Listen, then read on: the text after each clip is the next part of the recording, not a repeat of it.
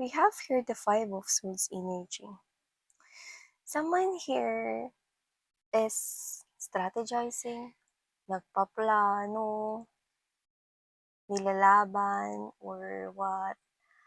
I do sense right here, okay, that there is someone here na parang meron siya ritong nilalabanan, no? At parang mundo or kasing laki or kasing bigat ng mundo yung hinaharap niya rito. So, ibig sabihin, kino-consider niya to, no, na hinaharap niya rito as somewhat na parang kailangan niya ritong lampasan. Pero paano nga ba? It's like parang, paano nga ba? Parang ang hirap nito, parang challenging 'to, 'yan 'no. Kumbaga sa game parang nandun siya sa hard or sa difficult na level, 'yan. Nakikita ko rito. But I do not get that that person is playing games with you ha, hindi ko yun nakukuha rito. So, tingnan natin kung ano nangyayari here 'no, tsaka ano ba yun. Ayun 'no, parang meron siya ditong gustong gawin or gustong, um, alam mo yun parang gusto niya ritong umiba ng direksyon or parang gusto niya ritong may gawin siya ritong iba. Pero nakikita ko rito na ang nangyayari yan, U-turn yan, eh, 'no, parang balik. Parang nakikita ko rito mga babes na parang everytime na naiisip niyang magdesisyon or puwedeng iiba siya ng direksyon or may iba siyang gagawin na palagi siya ritong bumabalik dun sa sitwasyon na yun. Kaya siguro hard or difficult ito para sa kanya. Parang laging nauuwi 'no? At saka nakukuha ko rito that with this 10, parang meron siya ritong gustong tapusin pero parang ang hirap, paano ba 'yan 'no, may blockage dito 'no, may harang dito, may barrier. Naguguluhan siya. 'Yan. At sa tingin ko malaki ang kinalaman mo dun. So, masakit yung ulo niya dahil sa'yo. 'Yan. Alamin natin kung bakit. Bakit? Bakit nga ba? Okay, so let's go ahead and check this out.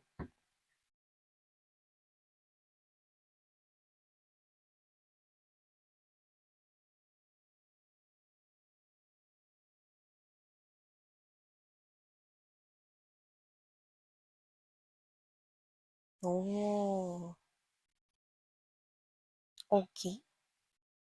So, ilatag muna natin lahat mga babes 'no, bago natin tuluyan na i-read ano man itong nakikita natin rito 'no, so that we can get more information about this, especially if this is your situation. So, just take only what resonates here, okay? Could be seeing angel number 666 or a lot of number 6. Okay.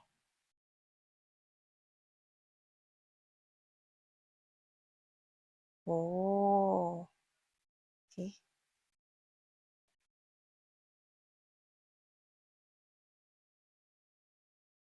Okay, look at that. Kung sino man 'tong kadil ninyo, puwedeng mahilig siyang mag-bike, puwede rin naman na meron siyang motorcycle or, puwede rin naman mga babes 'no, na puwedeng mahilig siyang mag-travel, like literal na, um, nagta-travel siya 'no, sa iba't ibang tourist spots 'no. Puwede rin naman na dito sa country natin 'no, or puwede rin naman sa other countries. So, yeah, nakita ko rito mga babes 'no, kung sino man 'tong kadil ninyo. Meron siya ditong sitwasyon na medyo challenging para sa kanya, 'yan 'no. Sasabihin ko sa inyo kung ano 'yan, pero bago 'yan, hi and hello new subscribers! By the way, my name is Yan, welcome kayo rito.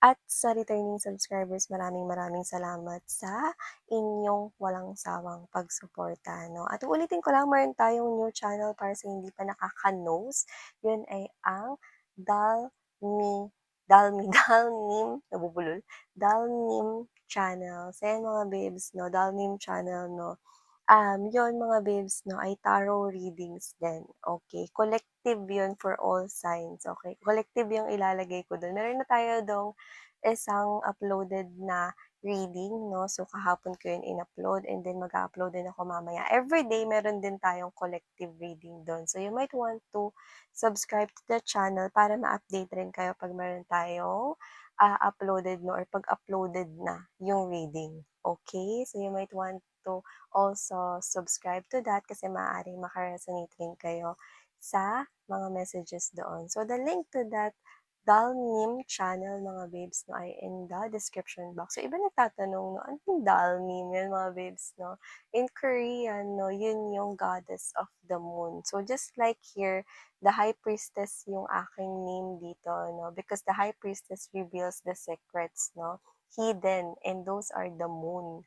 And yun yung mga secrets na hindi alam 'no, ng mga, um normal na people or yung mga hindi nakikita ng naked eye. So, as a medium, no, I also want to connect as well that channel. So, I think no na Goddess of the Moon yung ipangalan ko ron, which is yung Dal Nim. So, yan, no? The Goddess of the Moon.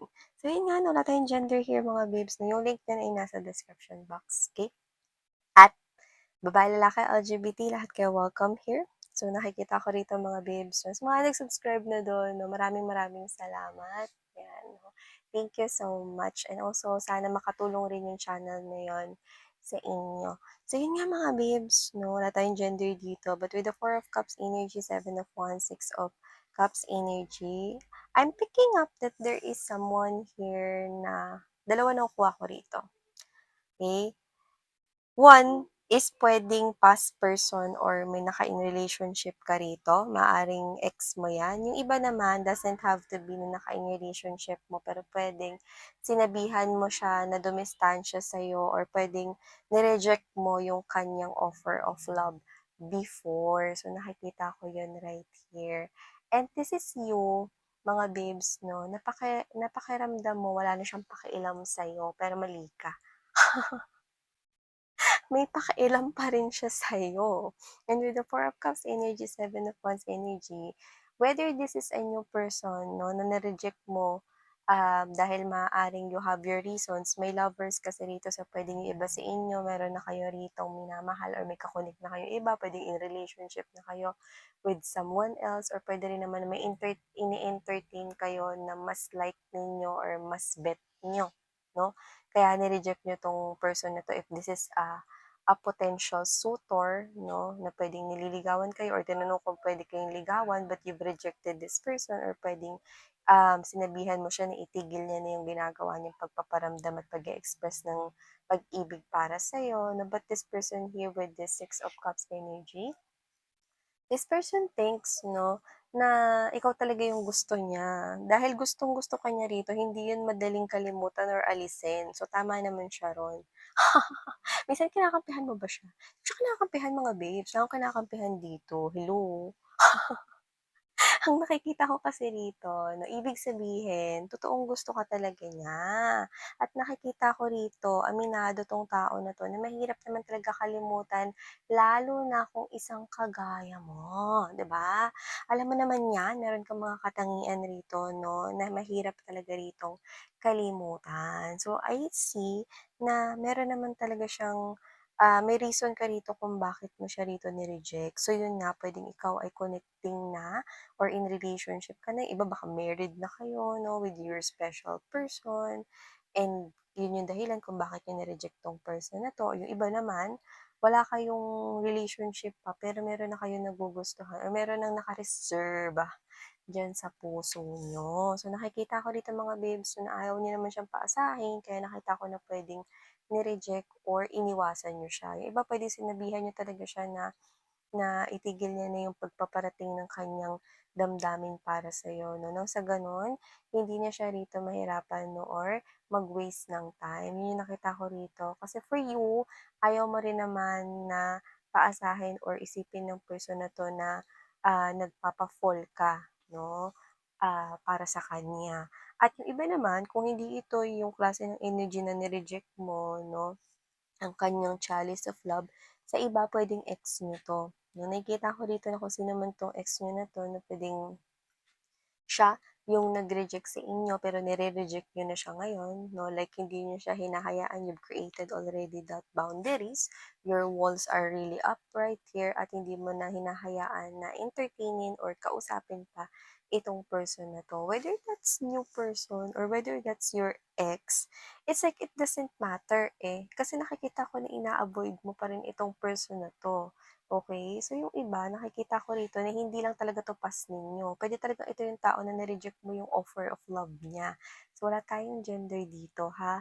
So, nakikita ko rito 'no, that with the Six of Swords energy and there's this Knight of Wands, eto nakakaloka. So, yung iba puwedeng katrabaho niyo 'to 'no or puwedeng nasa nasa paligid niyo pa rin. So, whatever the case may be, puwedeng nasa buhay niyo pa siya. Kahit hindi kayo gano'n nag-uusap 'no or kahit hindi kayo gano'n nagpapansinan 'no, basta may rejection na present dito.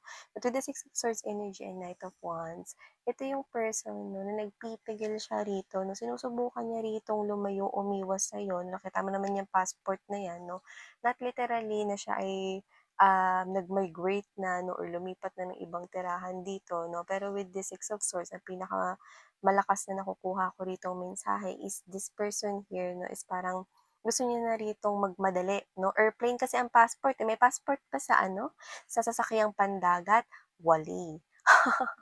Ang passport rito gusto niya na maka-escape sa ganitong klase ng emotions and feelings 'no, sa'yo. Kasi may pag-reject mo rito 'no, gusto niya rito makaiwas, makalayo ng mabilis. Ayun, nakita mo yung airplane na yun, oh, 'di ba? Kasi gusto niya na ritong mag-heal, 'yan 'no. This is the Four of Pens 'no. Gusto niya na ritong mag-heal 'no, nagpaplano na siya ritong mag-heal, lumayo sa'yo 'no, iwasan ka.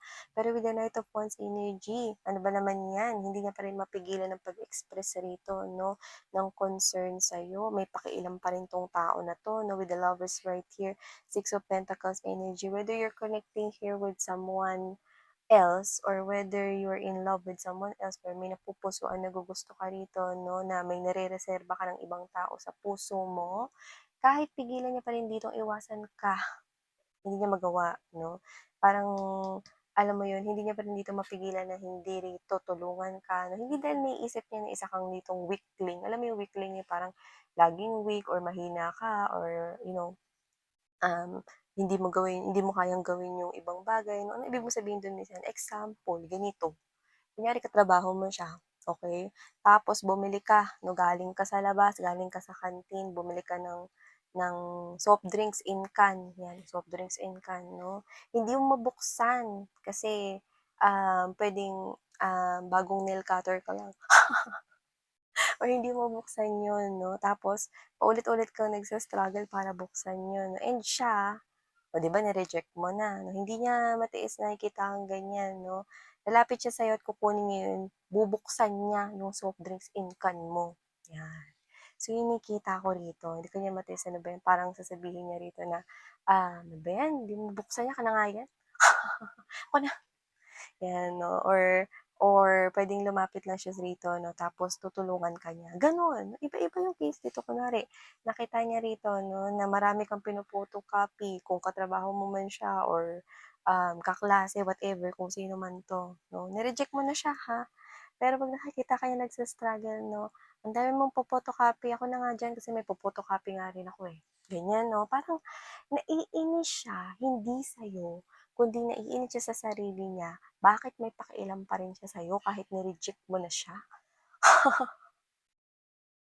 Kung ex niya naman 'to, gano'n din 'no. So, nakikita niya rito kasi parang nakikita ko nasa area pa rin siya ng buhay mo, nasa loob pa rin siya ng buhay mo kahit hindi kayo nag-uusap. So, let's say kung ex mo 'to, puwedeng katrabaho mo rin yung ex mo para sa iba sa inyo, or puwede naman na nakikita niya rito sa social media yung mga galawan mo na wala naman sigurong nangyaring pamba-block para sa iba 'no, or naka-public lang talaga yung account mo. So, okay, possible reasons din yon.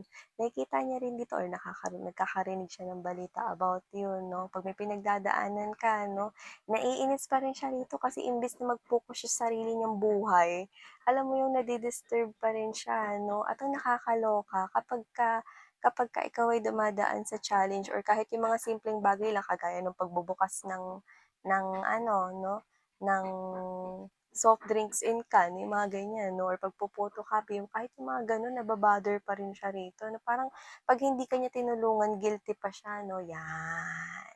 Kasi nga mahirap nga kasing kalimutan yung tulad mo. Yun nga yung nakikita ko rito na with the Eight of Wands energy, hindi niya pa rin mapigilan na rito pag-express ng kanyang emotions and feelings 'no, pero pinipilit niya naman talaga na i-avoid ka rito, 'yan 'no. So, nakikita ko na concern pa rin siya sa'yo, may pakialam pa rin siya sa'yo. Kaya kung iniisip mong wala 'no at sinusungitan ka niya 'no, akala mo lang 'yun pero deep inside, ang hirap mo kasing kalimutan.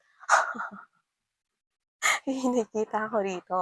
And with the Nine of Pentacles energy, Three of Wands right here, Five of Pentacles. I don't know, but nakakuha ko rito ng specific na mensahe 'no, na puwedeng meron siya ritong kinalaman sa work, kinalaman sa pera, puwedeng business 'yan or puwedeng parehas 'no, na nagpaplano siya ritong gawin 'yan sa katapusan or kung hindi man katapusan, this calendar right here may deadline 'yan.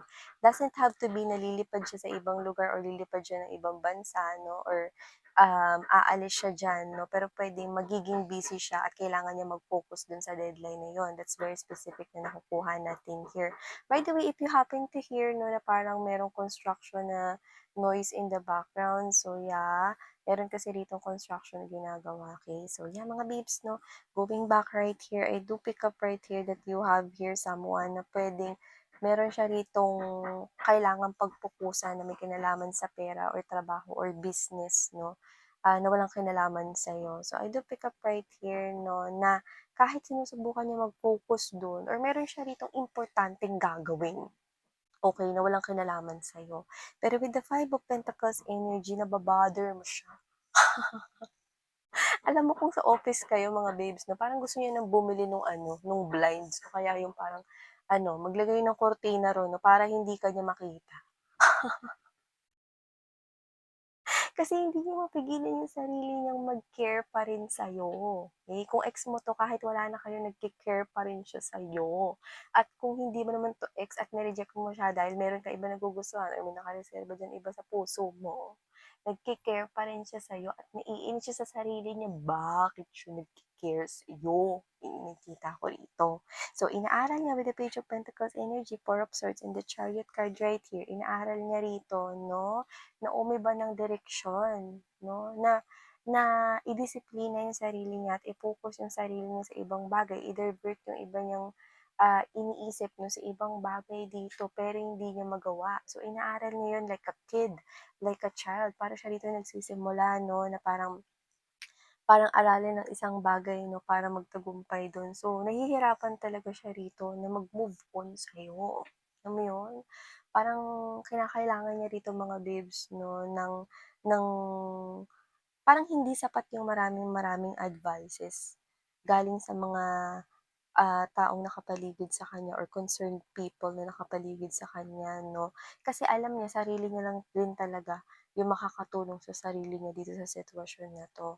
So, hindi ko naman nakikita na pinagpipilitan niya yung sarili niya sa'yo rito 'no, pero kasi talagang, gustong-gusto ka niya to the point na may pakialam pa rin siya sa'yo.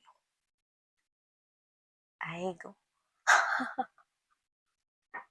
Alam mo this feels like 'no, na parang alam mo yung hindi ka niya pinipilit na, tanggapin yung kanyang offer of love or hindi ka niya kinukumbinsi na magkabalikan kayo if ex naman ito ng iba.